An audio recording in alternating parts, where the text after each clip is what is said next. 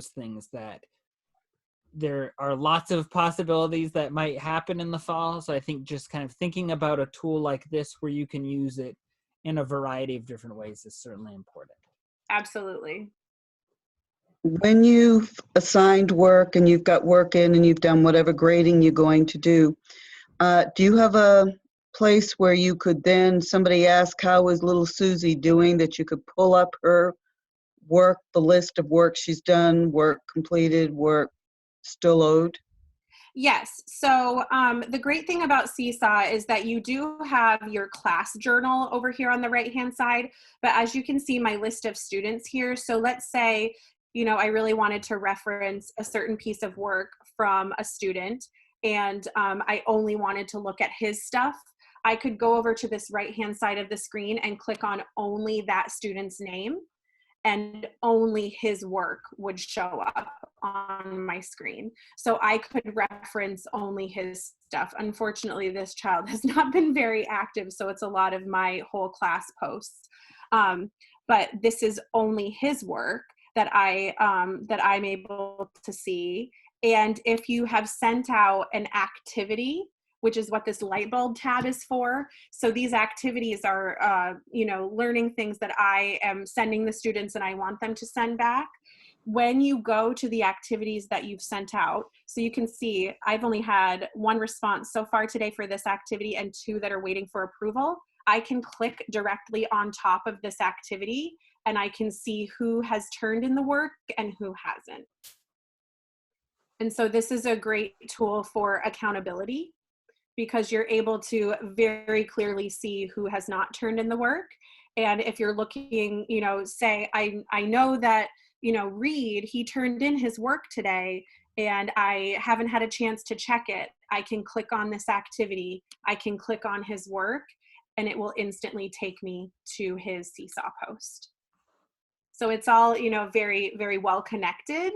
And, you know, this is the way that it goes for any activity. I can click on the activity and have my view of my class and who has turned in and who hasn't. I have a question. If you want to, do you have to make individual plans for each student on their sites, or can you just make one plan and just send it to all the sites? So it depends on how many classes you have. So like for this one, this is my homeroom class. Mm-hmm. And so I can make activities to send to everybody. I can make activities to send to 1 kid, to send to 5 kids. But it depends on, so like, let's say I had 2 classes. Like I know there was someone that said they're a library teacher, that they're a librarian. You will have to set up all of the activities for each of your separate classes, 1 class at a time. But for example, I have a couple of students who are a little more advanced than others. And so I have activities ready to go for them later in the week. And what I have done is I have sent those activities only to those students. I can actually show you how to do that. So if you want to send a piece of work to only certain students, you would click on add. And actually, I think I'm going to go into my demo class, so I'm not using my entire class list. My demonstration class only has 3 kids in it. It's a little easier to see. So I'm going to go, Seesaw has an activity library. I always compare it to Pinterest because you can pretty much find almost anything. Right now you're looking at my own personal activity library, things that I've created just for my own use or that I've saved. But if you hit over here in community, it will bring you into the Seesaw activity library where Seesaw ambassadors have shared activities they've created. So let's say, for example, I want to share this kindergarten memory book, just as an example. I'm going to click assign, and I want to assign it to my homeroom class, but I don't want to send it to everybody. Let's say there's just a few kids I want to send it to. I'm going to hit right here where it says edit students, folders, skills, because I want to edit who's getting the activity. So I would unclick all students, and then I would click only the students that I want to get the activity. And then I would be able to hit this check mark, and send it to just that smaller group of students. I hope that answers the question. Thank you. You're welcome. So somebody was just asking, are there preschool activities in the menu to choose from? I believe so. Yeah, let me go back into the activity library. The community library always defaults for me to first grade because it knows that I'm registered as a first grade teacher. But when you come over into this left-hand side of the screen, you can click over here and it will show you many different grade ranges. So from pre-K all the way up through 12th grade. And then it even has other for teachers that are using this for higher ed. So if you do pre-K, you can do all subjects, or you can search for a certain subject. And this search bar over here allows you to put in certain keywords if you're looking for a certain kind of activity. You know, let's say you're looking for letter tracing in pre-K, then you could just type in letter tracing into the search bar and hit return on your keyboard, and it will come back with a bunch of activities. And if you want to save something to your own personal library, all you have to do is hit this heart button, and it will say at the bottom of your screen, number tracing saved to my library. So you'll always have that in your own personal Seesaw library when you're ready to use it. So it's teachers pay teachers, but you don't know how to pay anybody. Yes, it's all free, and it's all, you can just send it right on Seesaw. And I don't know if you could see at the bottom of my screen, but let me unclick this one. Here, I'll click a new one. So trace the triangles, and it says right here that it's saved to my library, but maybe I want to assign it right away. I can click down here in the bottom right-hand corner, assign to class, and then I can just click the class I want to assign it to and click the assign button, and there it goes right off to my class. They make it really easy. Awesome. Lindsay, once you've used it out of your library, does it go back into the community, or does it always stay in your library? So it always stays in the community and it always stays in your library. Okay, thank you. And some people had asked about, I guess, kind of some of the management aspects of it, which is one of the things that I can speak to because I had worked in kind of a management capacity.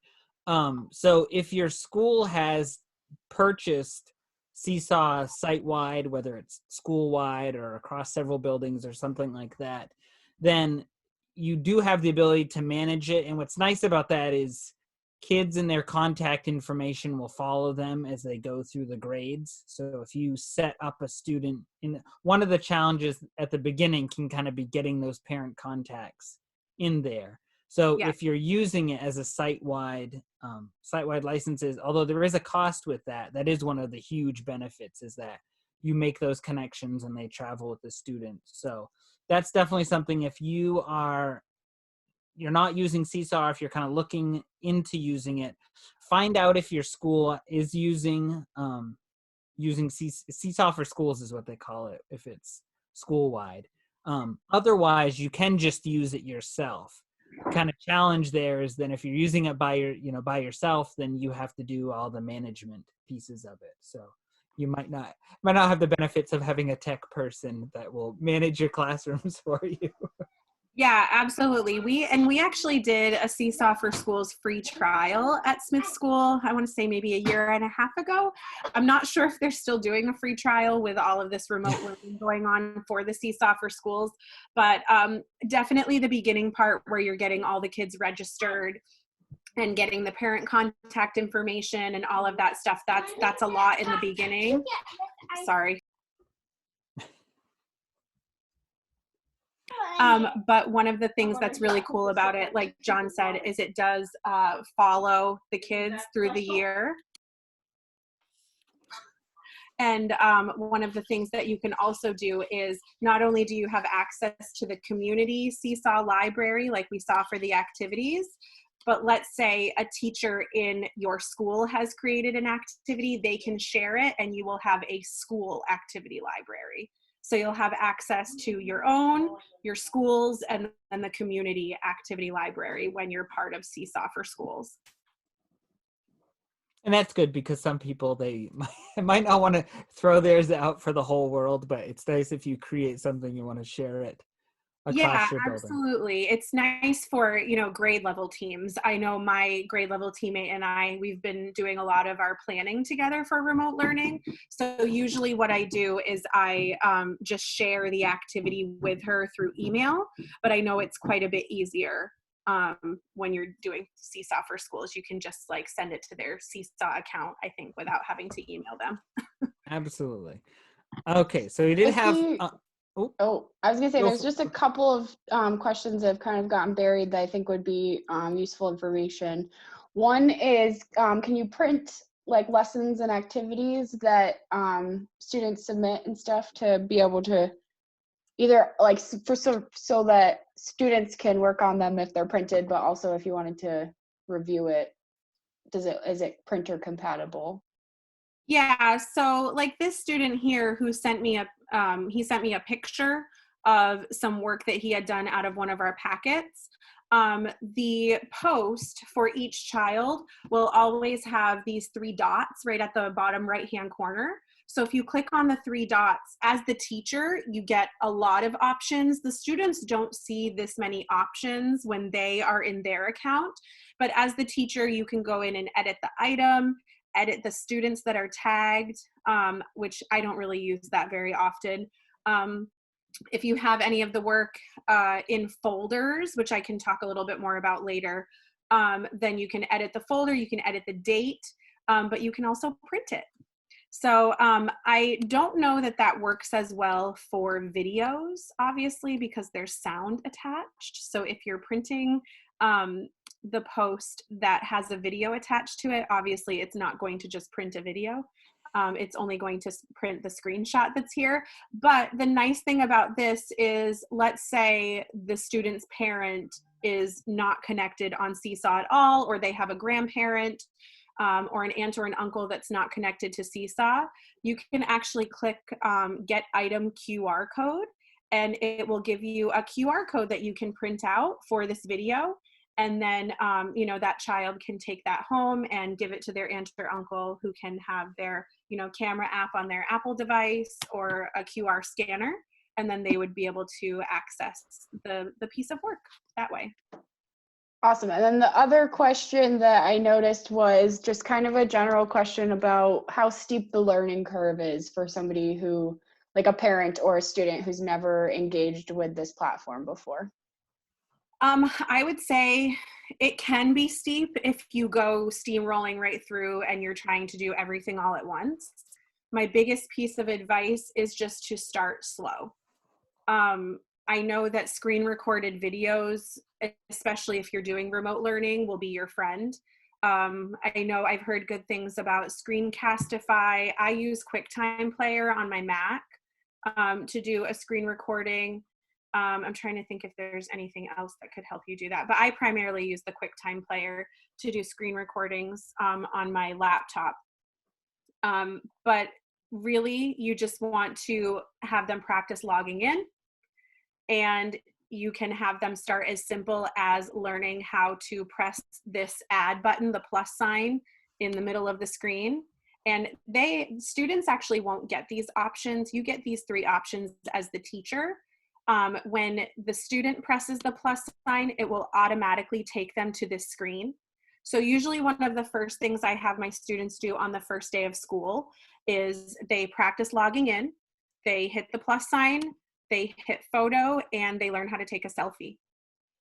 So that's usually just the first thing we do to help them learn how to post. And then you can have them try out some of the drawing tools one day. Maybe you could have them try out a video the next. I typically don't have my first graders using the note feature, and we don't really use Google Drive in first grade. So typically we're not uploading anything. If they are doing a video or a photo, they're usually doing it in real time right then and there. So it's not anything that we need to upload. But yeah, I would say that is the best way to get them started, is just the practicing of the logging in and taking a picture of something and posting it. And then also the link one in there. So if you had maybe a video that you wanted to show them from YouTube or something like that, that might be a way that you'd use the link feature. Yes. Absolutely, and I can show you how I use that. So I have a student who is quite advanced in her writing, and so this is what the link would look like. It usually gives you like a little screenshot or whatever the title picture of the video is, and then it gives them a link band at the bottom so that they can click on the link and access the video. So I sent this to her so she would have something at a little more her pace to work on.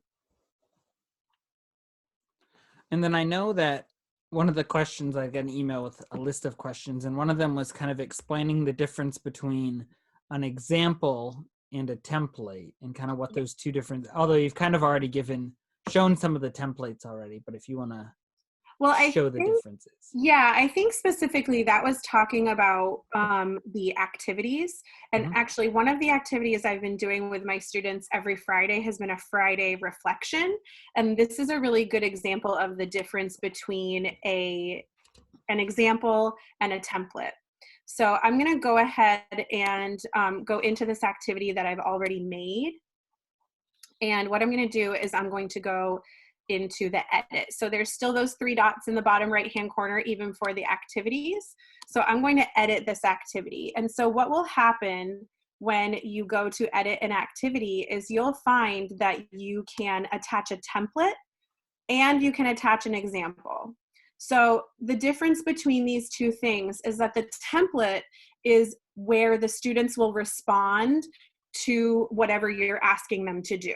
And it says right here that students will respond directly on top of this template. And so what I did was I found this little chart that has 2 things I learned this weekend, I hope to, my goal for next week is. So I took a screenshot of it and I put this screenshot into the template so that when the students open up the activity and they hit their add button, this is what they see. They're going to be responding onto the template. But when they look at the picture of the activity in their Seesaw journal before they're responding, they are going to see my example. They'll see a picture of this so they can see, all right, this is what my teacher wants me to do with the template. So this is kind of your, example of best work, what you really want them kind of reaching for. And so I always try to make sure that they kind of see what they're supposed to be producing in the example. And you can even, in the example, you can add a voice recording over the top of it if there's some directions that you want them to listen to, or if you want to show them, what a good voice recording sounds like. The example spot is really for where you're showing them what kind of work you're expecting, and the template is what they're going to do the work on. So that's the difference between the two of those. And you can see right here, this is what the students will see. They'll see the example, but then here's their template down here. And it's blank. They can do their work there. Perfect. Thank you.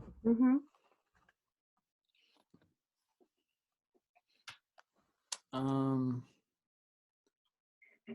to see what some of the other questions we had were.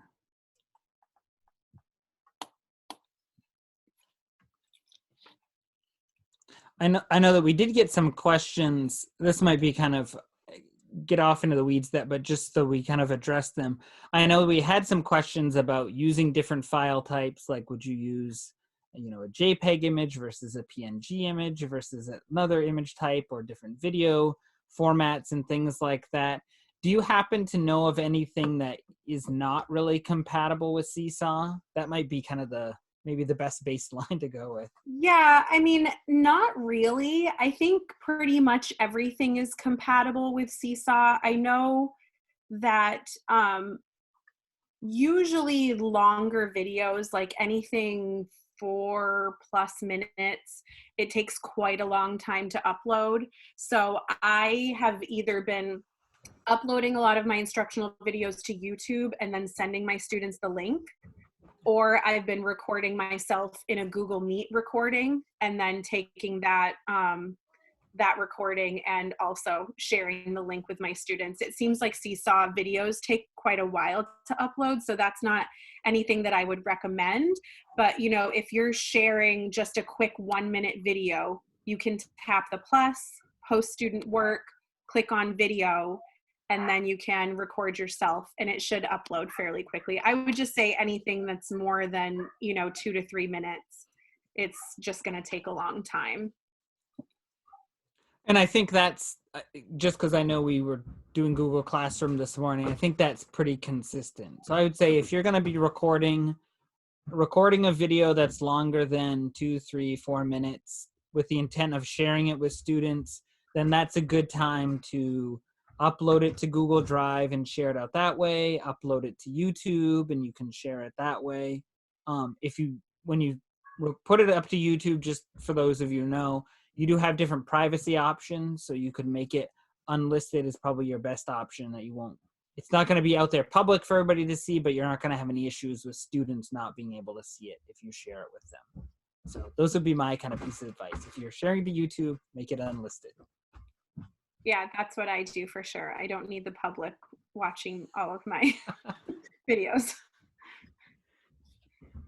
And then if you were using, I know that you had mentioned Screencastify, but I don't know if you've used it or not. But how would you get a video like that? David, do you know what format, when you're done with Screencastify, what format it is available in?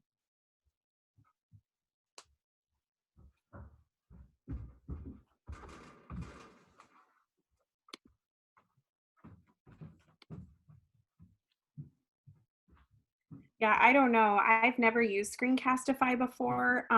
Like I said, I've used QuickTime Player, and that has really been the best for me on my Mac because I have just been able to save, you know, whatever video I've recorded right to my desktop, and then it's easy for me to find from there.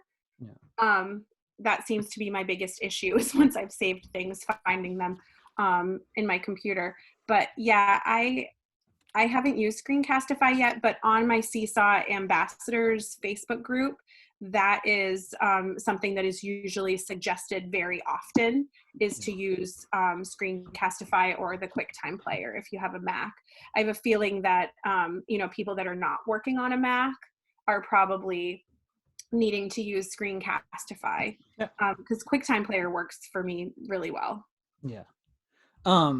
So I would say, David, where you'd said that you can download it and there's also a shareable link.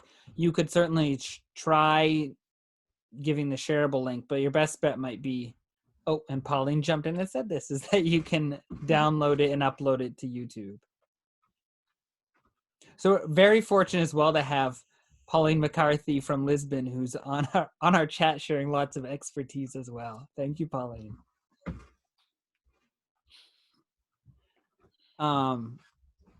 Let me see if there were any other. I know we had the question I mentioned before about the scheduling. Yeah. Someone had asked if it was a possibility to be able to schedule those announcements that I was talking about earlier. So if you wanted to send out announcements to either your students or their family members, you would just click on this plus sign, the add button, and then send announcement. And you would be able to choose if you want to send it to students, family members, or both students and family members. So one of the things that was being asked is if you could schedule those ahead of time so that they could be sent out on a certain day or time. And right now that is not a possibility. But I was telling John earlier that one of the things that Seesaw has been hearing a lot of requests for is that exact feature. So we will be having an ambassadors meeting tomorrow, and they are supposed to be giving us a sneak peek of some new updates. So I'm really crossing my fingers that that will be one of the things that they let us know that they are starting to do, because it is great to be able to just type out when you're thinking of it in the moment during your workday, a message, and know that it's going to get sent the next morning when you want the families to know the information. Yeah. So unfortunately right now it's not an option. And do you want to talk about the kind of ambassador process at all? Sure. Yeah, they've actually changed the Seesaw Ambassador process just a teeny weeny bit. So what they have right now is called the Seesaw Pioneer Program, and that is what you would start with. If you are a teacher who feels like, okay, I've got the basics, I know what I'm doing, and I'm ready to take it to the next step and learn more, you would go to Seesaw's main site, and they have a Pioneer program, which I believe offers you like some extra professional development so that you can learn more than just the basics and feel like you can start to become a leader in your school, you know, a go-to person. And I'm not sure the exact specifics of it, but I know after a certain amount of time, or excuse me, after an invitation from Seesaw themselves, you would be able to qualify to become a Seesaw ambassador, which you go through special training with Seesaw, and then you're also required every year to give some sort of professional development, whether it's to people in your building or your district or, you know, something like this. You would be qualified to give professional development and represent Seesaw. It also gives you great access to that Facebook group that I was talking about. You know, some of my colleagues have had questions, and I've been able to post those questions to that group and get answers really quickly. So it's nice to know that, you know, if I don't have the answers to the questions, somebody else probably will. And for the most part, I would say that everyone's really supportive, and they've been sharing fantastic ideas. I know that I've learned a lot just in the last month or two about things that I can be doing to keep my students engaged and the best ways to be using Seesaw. That's great. And I think what's nice about this time, I think for a lot of people, is it's a good opportunity. I know that people are burning the candle at both ends, but there's definitely some opportunity here to pursue some of those professional development opportunities. And a lot of popular apps out there have, you know, kind of an ambassador type program or some sort of specialist program where you can learn more about it. And sometimes it comes with a lot of extra perks. Sometimes it's just, you know, you get access to additional training and stuff like that. So that's certainly something to be thinking about. I know lots of people are always trying to find out ways to become assets in their building, and this is certainly one way that you can do that. Well, and I will say that if you do become, I'm not sure about being a Seesaw Pioneer, but I know for sure as an ambassador, I get the paid version of Seesaw for free. So I have Seesaw Plus, which allows me to schedule my activities. So as you can see, well, actually here, let me tap my scheduled tab. So this activity is not even scheduled until next Friday, but it's ready to go. I created it. It's already assigned to my class. So I don't have to worry about that for next week. And it also allows you, the paid version, to use the skills tab. And this is like a virtual grading book. I don't really use it because with my first graders, it's just not, I haven't really found an advantage to it. But you can take a child's work and put a standard or a skill name attached to it and give them a grade and keep everything in Seesaw. So for some people, I know it works really well. It's just not something that I find is a good use of my time. But yeah, like I said, some people really love it. Awesome. All right. Well, I just want to make sure if there are any kind of last questions that folks have, that they have the opportunity to ask those. I want to thank you, Lindsey. I've learned a lot, and I didn't know anything when I came in, and I really want to use this. Well, good. I'm so excited. And actually, while I'm thinking about it, I know I mentioned my Seesaw Ambassadors group, but if you're on Facebook, there is a Seesaw group for every single grade level. I would have to look really quickly on my own account to see the exact name, but I believe it is just the word Seesaw and then a colon and the grade level. So the one that I'm in is Seesaw first grade, I believe. Yep. Oh, Seesaw Teachers, excuse me. Seesaw Teachers, colon, and then the words first grade is mine. So feel free to go see if there's a group for your grade level. There are a lot of people that are not ambassadors in those groups and are just getting started and learning and figuring things out. And there are ambassadors like me who are sharing what they're doing, and it's pretty inspiring. I don't share too much. I try to help answer questions and things like that. But yeah, it's really interesting to see what other people are doing from across the world. There's teachers from Australia and Sri Lanka and other international countries. So it's really fun. Thank you. All right, so I'm going to share the information about getting contact hours, because I know that'll be important for folks. I did want to mention the program that I'm using to distribute contact hours has kind of a limit on how many that I can send per day. So just know that I'm not forgetting about you if I haven't sent them to you. It's just, it might take a few days because we had a number of people this morning and then obviously more people this afternoon. So I'll try to be cycling through those. If you don't get something, I would say maybe by the end of the week, just shoot me an email, and it might be, I mean, anything from just a typo in your email address to sometimes there have been some little snafu in the program. Let me see, I can do share my screen. So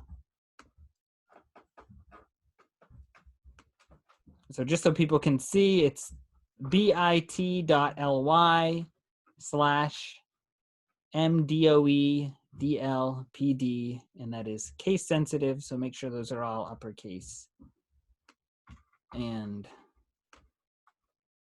just so folks kind of see what it looks like. So the email address, really important that you get the right email address or it can't get to you. And this information helps actually populate the certificate that you'll get. So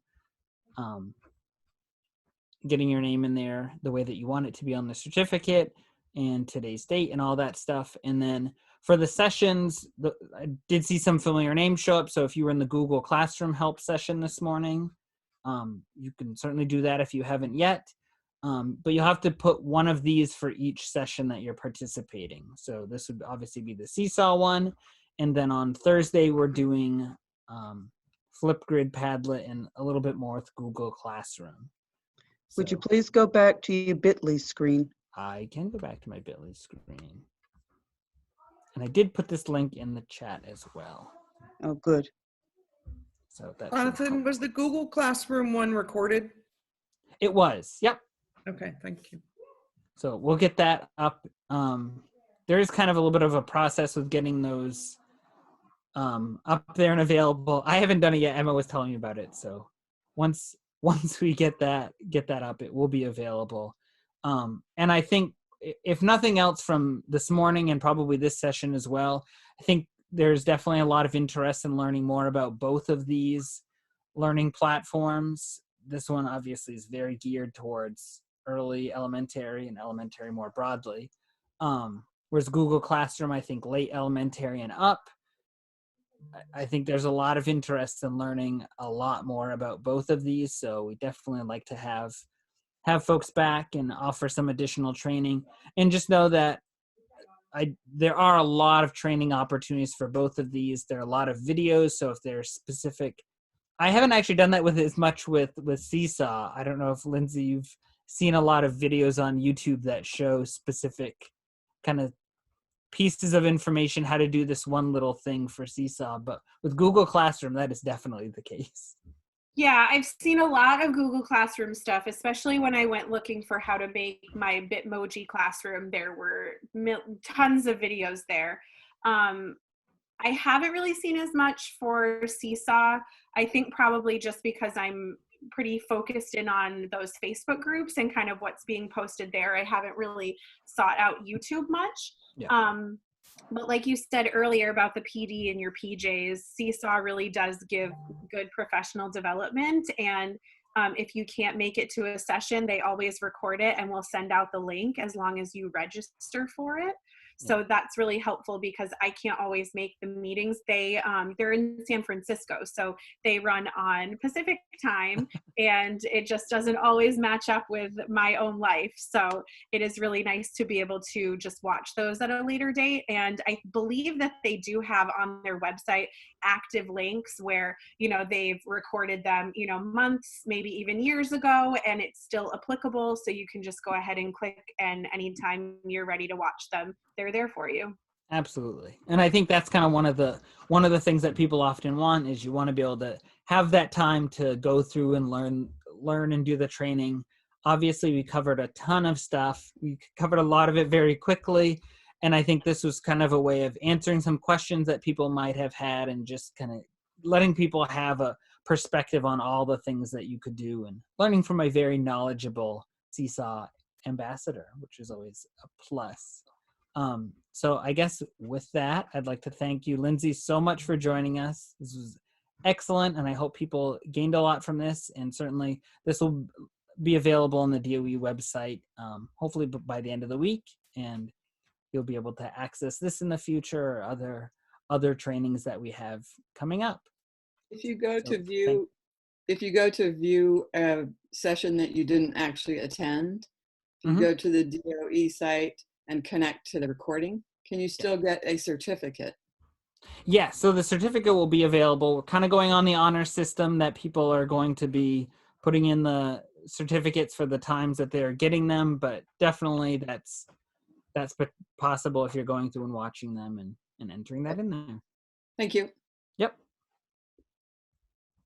All right, well, thank you, everybody, and I hope you have a great afternoon. There's still some daylight time left, and it's a beautiful day, so get outside if you can. Just out of curiosity, Jonathan, if we Yes, do Ken. watch some of the sessions we were unable to attend to get credit for them, is there something at the end, or do we email you saying we've watched those? How does that work? So at the end, so right now I'm using the same form. It's just checking that off. I'll probably have to go back and add some extra check boxes in there so people can just check off the one that they did, and you should get a certificate in the next day or so afterwards. No, I'm sorry. Where is that form going to be at the end of those sessions, or do we go to where your site is? So just kind of like I'm talking about it right now, I'll kind of be referring to it's the same bit.ly link.